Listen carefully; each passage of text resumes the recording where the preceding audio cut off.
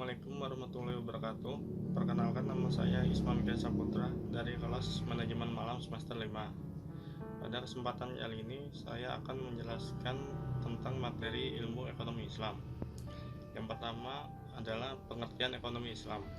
Ekonomi Islam adalah sebuah sistem ilmu pengetahuan yang menyoroti masalah perekonomian.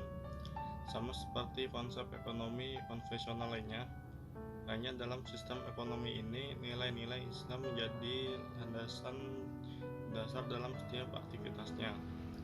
Beberapa ahli mendefinisikan ekonomi Islam sebagai suatu ilmu yang mempelajari perilaku manusia dalam usaha untuk memenuhi kebutuhan dengan alat pemenuhan kebutuhan yang terbatas dalam kerangka syariah.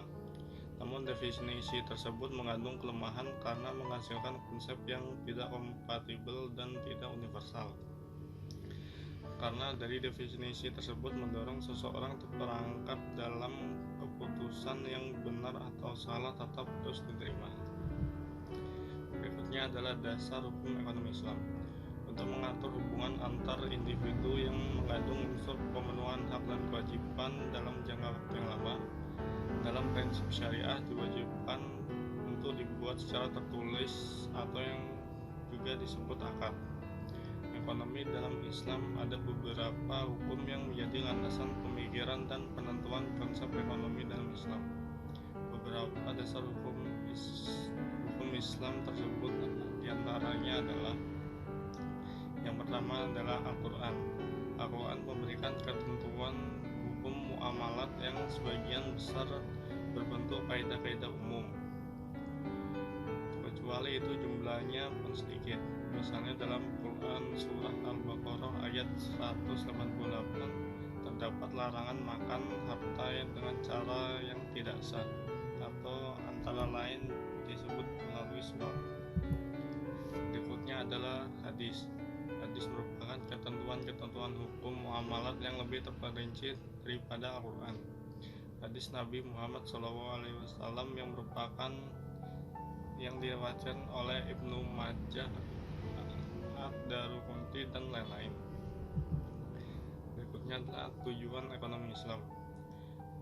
Ekonomi Islam mempunyai tujuan untuk, yang pertama, memberikan keselarasan bagi kehidupan di dunia. Yang kedua, nilai Islam bukan semata untuk menghidupi umat muslim saja, tetapi seluruh makhluk hidup di muka bumi. Yang ketiga, esensi proses ekonomi Islam adalah pemenuhan kebutuhan manusia yang berlandasan nilai-nilai Islam guna mencapai tujuan agama atau falah. Ekonomi Islam menjadi rahmat seluruh alam yang tidak terbatas oleh ekonomi, sosial, budaya, dan politik dari bangsa. Ekonomi Islam mampu menangkap nilai fenomena masyarakat sehingga dalam perjalanannya tanpa meninggalkan sumber teori ekonomi Islam. Secara garis besar, ekonomi Islam memiliki beberapa prinsip dasar, yaitu: 1. Berbagi sumber daya dipandang sebagai pemberian atau titipan dari Allah Subhanahu wa Ta'ala kepada manusia.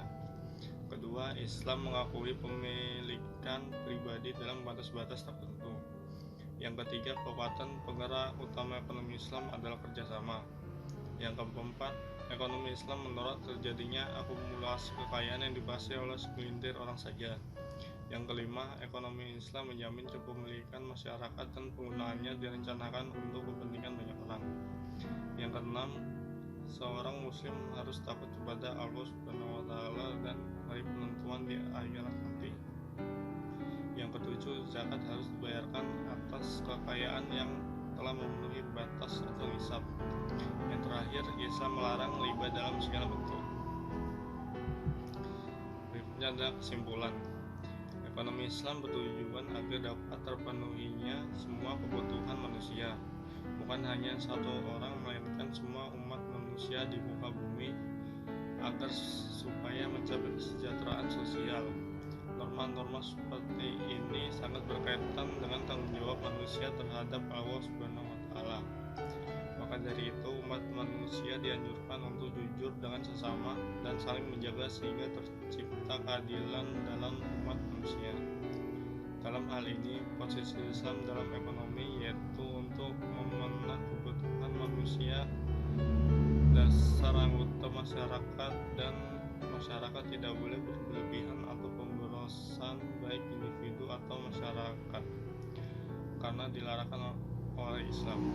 Islam juga memberikan jaminan sosial yang didasarkan pada dua basis doktrin ekonomi Islam. Yang pertama yaitu wajib timbulnya timbal balik terhadap masyarakat, dan yang kedua yaitu hak manusia terhadap sumber daya yang meliputi kekayaan yang dikuasai negara. Sekian penjelasan dari saya. Mohon maaf jika ada salah-salah kata dan perbuatan. Wassalamualaikum warahmatullahi wabarakatuh.